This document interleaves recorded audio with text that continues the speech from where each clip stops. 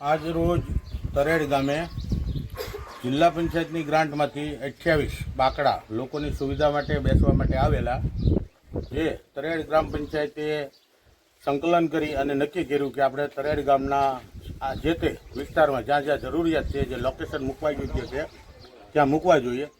ત્યાં બાકડા ગ્રામ પંચાયતના સરપંચ, ઉપસરપંચ અને સભ્યો દ્વારા મૂકવામાં આવી રહ્યા હતા.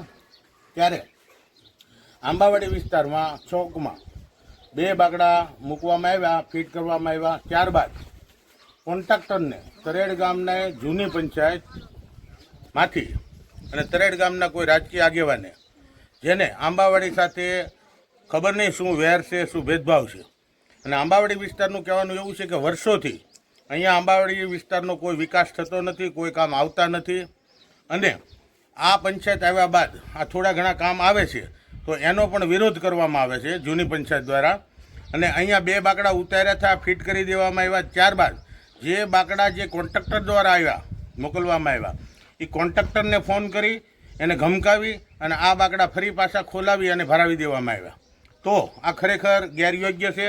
આવું ગેરવર્તન, ઓરમાયું વર્તન આવું આંબાવાડી સાથે ન કરવું જોઈએ. તો જે આવું વર્તન કરે છે, જેનાથી આંબાવાડી વિસ્તારના લોકો ને વાકેફ છે અને સારી રીતે, અને બીજા નંબરમાં કે આ ખરેખર ગેરયોગ્ય છે. કોઈ પણ વસ્તુ હોય, કદાચ પીએમમાં લઈ આવે કે સીએમમાં લઈ આવે, એની ગ્રાન્ટમાંથી આવે, આખરે તો નિર્ણય ગ્રામ પંચાયતનો જ હોય છે કોઈ પણ જગ્યાએ કાયદાકીય રીતે. તો અહીંયા કાયદાકીય રીતે ગ્રામ પંચાયતે નક્કી કરી, સંકલન કરી અને બાકડા મૂકતા હતા, જેનો ખોટી રીતે વિરોધ કરવામાં આવ્યો છે. એટલી માહિતી મળી છે. અને વિશેષમાં અહીંયા ગાડી આવી છે, ઊભી છે અને બાકડા ભરી લીધા છે. વિશેષમાં જે આંબા